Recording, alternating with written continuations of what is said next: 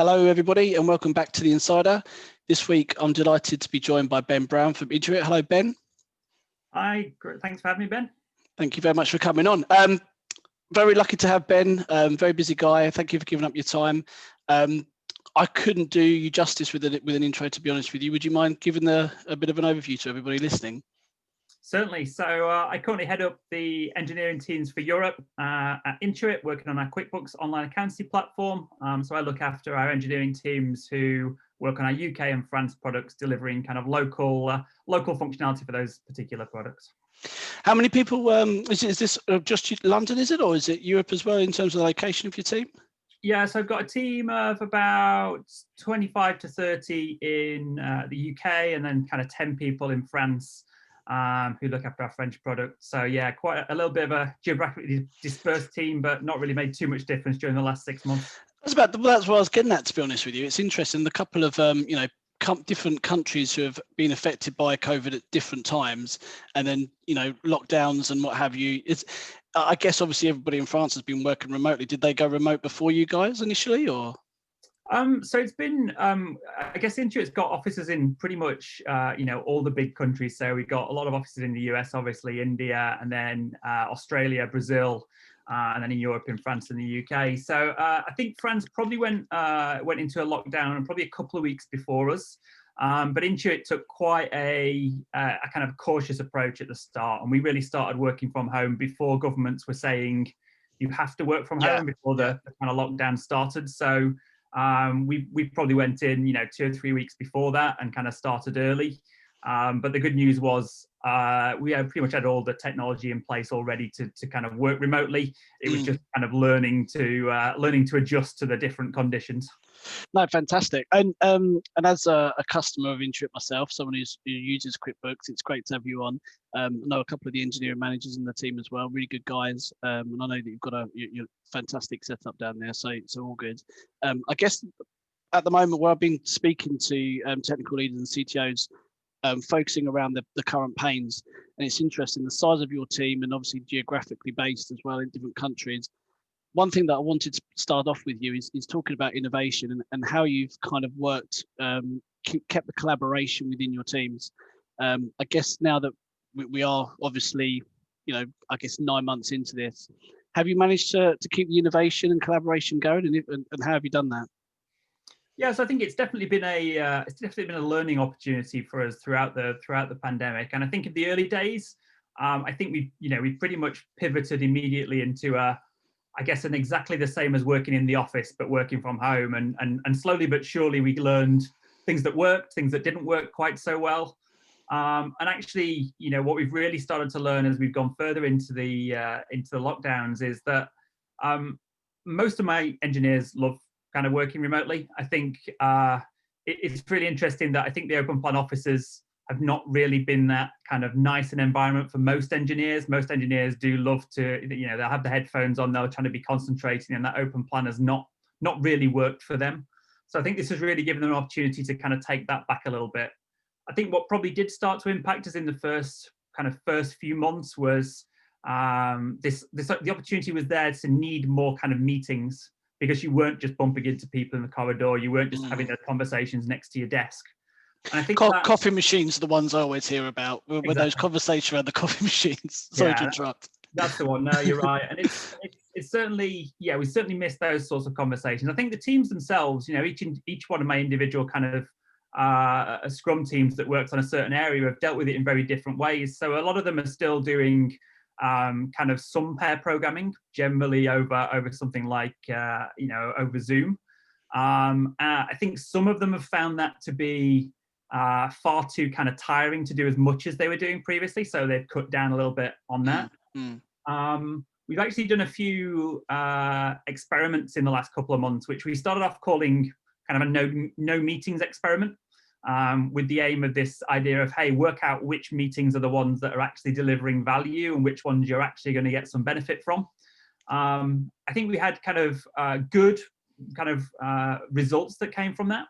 So we did it for a week initially, and we learned that the idea was to kind of see whether people felt like their if you like, their work was more within their control, and definitely over 50% of people said, hey, look, I feel more in control of what I do than I did before. And most people were reporting, I think about 50% were reporting feeling more productive and kind of 5% less productive. So generally it was generally a pretty good result all round. What we have learned though is there's probably certain teams, and certainly so we work with a triad in Intuit. We call it triad, which is our PM, our XD, our experience design, and then our PD, which is our product design or engineering. And we've learned that certainly for our XD and PM teams, meetings are much more important for them. And I think they're probably learning to adjust, taking longer to learn to adjust for them, and to work in different ways. And they're finding it harder to deal with the lack of kind of face-to-face, whereas the engineers are actually finding it pretty okay. Some of our teams have even spent more time after this no meetings experiment finished, learning to do refinements kind of on their own, learning to kind of take away those meetings and kind of make it a lot more, a lot less meetings than they used to have previously. So I think generally been some good learnings there from the team. I think, to come back to your original question, I think, there's always something missing from that kind of face-to-face communication and face-to-face interaction. I think I still haven't found, I think what I'd consider to be a good answer to the kind of more social interaction, the offhand stuff, those sorts of things. I think you can manufacture some of it by putting up the right sessions, using the right tools, online whiteboarding, those sorts of things.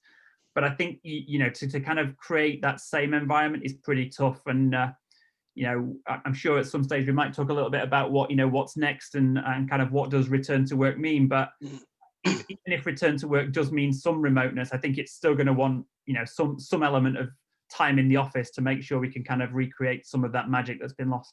Yeah, absolutely. I think that's something I hear a lot of, in terms of, I've joked about this before, but post-it sales must have gone down through lockdown because, no one's been able to kind of get in, what's the word, kind of interactive with everybody else, and get excited about developing new things. Well, that's not gonna say they have, but it doesn't work as well when it's remote, is it? I love the no meetings bit. I think that's really cool. I think something I speak to more, it's more my engineers who work for me in terms of contractors. They've struggled a little, because I probably speak to them more than I do with permies, just because I guess that obviously, permie guys after a period of time that I won't have as much interaction with them, but my contractors, the frustrating thing that they're finding is meetings. I think that they are being pulled into a lot of meetings that they don't need to be in, and then their days are getting longer. So that's a really, I think that's something that people can listen and learn from. I think that's something really positive. In terms of other issues that I guess people have been finding, how have you found kind of hiring, interviewing, and onboarding through the process? Have you found that there's been more or less opportunities for candidates, or? Yeah, so I think we've done a few different types of hiring during this kind of like last 6 to 9 months. The first stage was we actually ran an internship program still this summer, which was, I know, something that a lot of companies decided to kind of put on hold or not do, but we decided to keep going with it. And we decided to keep going on the basis that we'd make it a total virtual internship. So, even at that stage, we didn't know whether it was going to be possible to kind of come into the office and do things. But we also understood that a number of our interns were traveling from one of our particular interns was Bristol based. And so was she going to kind of make the move into London, find a flat, do all that sort of stuff, even with the kind of COVID and the kind of pandemic out there? Mm. So we decided to go virtual quite early. And actually we got a really positive response from the 2 interns that we took into the team. I think their onboarding has been pretty seamless. I'd say, Intuit's got a pretty good onboarding process anyway, and so everything was very well set up for you getting all of your hardware and everything, all of your kind of logins and everything set up on that first morning. That's just been translated into a virtual world, and your laptop arrives over the weekend. You're ready to go on that kind of Monday morning. So I don't think we've really had any problems there. I think where clearly it's slightly more difficult is the making those relationships and kind of meeting people during the first few weeks. And so I've personally just taken the time out, especially with things like the internships, to just actually have a one-to-one with each person. And really that's just a get to know you conversation. It really is an intro. And it doesn't really cover much from a work perspective. It's more just, hey, tell me a little bit about yourself, and let's understand a bit about you, because that is probably the bit that you would get from those coffee machine conversations, or the chat in the lift, or bumping somebody in the street. Yeah. So I just tried to kind of make those a little bit more deliberate, and the work conversations then flow after that in the kind of weeks to come. We've also been looking at so we've done a little bit of kind of perm hiring, and in general things have been not too different, I would say. I think there certainly are. I would certainly say there's people who are nervous about making a move at this time, but I'd also say there's still a lot of people who are saying, "Hey, look, it's perfectly fine. We'll, I'm happy to consider this." And we made a couple of hires who actually I don't think have onboarded yet, so we've yet to go through the onboarding of those, but are, have gone through a totally remote interview process. And I think have come out the other side of that thinking that the process wasn't. It allowed them to get all the same level of, I guess, comfort and confidence that they're going to join the right team and the right set of people, which is, a lot of what the interview process is around from a candidate perspective. They need to think that they're joining the right company, they're joining the right team. Yeah, that's it from my perspective. I think that importance of brand has never been more important, daft as that sounds, because I think that startup businesses in general, I find over the last couple of years, especially with fintechs and what have you, candidates are always interested in working because it's maybe leaner, the technology, maybe a bit more exciting, maybe they can be, have some stocks in the business, what have you. But I think that what I've found is that people are far more reluctant. There's actually been a lot of startups and a lot of opportunities within that area, but I find that that's where there's been less movement. I think there's, people have kind of thought that might still be the ideal area to move into, but not right now. I think the brands of good names like yourselves, who are well known to have a good product and good technology and good people, and I think that interviews have probably gone up because I think people have got much to lose sitting at home. If they're interested in looking at other opportunities, it's not like they have to take half a morning off work and commute. It's you can literally take an hour out and do a Zoom interview. So I think the interviews have gone up, and I think that when they're speaking to the right people at the right brand, people are moving on. But it's definitely had a bit of a knock-on effect, and I think there hasn't been as many opportunities, and it's been very hit and miss. Most companies have got who've had plans to grow, maybe haven't hit the numbers over this year, obviously, but at the same time, it comes back to projects, and normally projects within technology, from my perspective, don't get cancelled; they just seem to get delayed. So I think there's going to be a bit of an upsurge in the new year, definitely when we start to move back to the office, and that's something I wanted to pick up with you, Ben. When we spoke initially a couple of weeks ago, I was obviously explaining a lot about the podcast and why I set it up and what we cover. In terms of the pains for other technical leaders, one of them was obviously for yourself. And I was talking about what's your next challenge, so to speak. And I think the next challenge was going to be kind of a get back to work strategy. And since then, we've actually found vaccine. So hurrah! It's now a little bit more kind of real, isn't it? How far down the line are you, and what kind of what bits are you kind of putting into that plan? Yes, I think throughout this process, Intuit's taken a very measured approach to any kind of future looking. And what we've tried to basically do is not rush into any decisions, but really think them through and make sure we're kind of taking everything into account when we do those decisions. And so that's probably meant, we've made some decisions slightly slower than, you'll hear the headlines of the Googles and the Amazons and the other large organizations talking about, hey, we're not going back to work until a certain point in time. I've had that, yeah. And we have declared now that we're not expecting anybody back in the office before the 1st of July. But we probably did that, a few months after a lot of those other big organizations did it. But we wanted to make sure that was the right decision. And I think we've, where we did start to set up before we kind of hit this second wave was a 3-phase plan, essentially, where the first phase was kind of 10% of people, and really that was testing the office. It was making sure we could get all the right processes in place. And really that was, I guess, most appropriate for people who were just really struggling with the working from home environment. They'd either got, situations that meant they just couldn't work from home, or they just weren't really enjoying it, wanted to kind of go back and try something different. And it's fair to say that the office in that environment wasn't really the office. It was basically working from home, but from the office. So there were no meeting rooms. You had to kind of sit in a designated desk, but at least you got a bit of human contact and Yeah. a different A bit of normality from a commute and things like that, right? Yeah. So we did see a relatively small amount of people who went back into that when we opened our office in September. But then that quickly kind of hit a position where the cases got worse, and we never got to phase 2, which was going to be kind of ramping that up to another level. So, when we do get to that point where it's time to start thinking about coming back, we'll go through that same 3-phase process again. And really, it's kind of, as a tech company, we do for our products, we do a lot of testing and learning and experimenting, and actually that's the way the whole organization works. So we'll test the first 10%, we'll see how it works, we'll see what problems crop up, and then we'll start to kind of roll that out to more people as we go forwards. We've not really made a full commitment in terms of, hey, is this are we a fully remote company? Are we a company that's going to work hybrid? That's something that the company is really still working its way through and kind of thinking about carefully. And as I've looked at this more, I've kind of realized why that's the case. And I think, it's very easy for people to say, hey, look, we should just make a decision. But I think it's really is quite tricky because there's so many things at play here.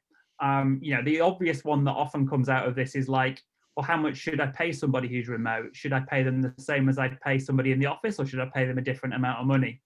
And that just creates a whole massive rabbit hole of challenges and problems and situations. And we already deal with this a little bit because clearly we have somewhere in the region of 20-25 offices, of which there's probably 10 or 15 in the US. So we already have people working in different states, different locations.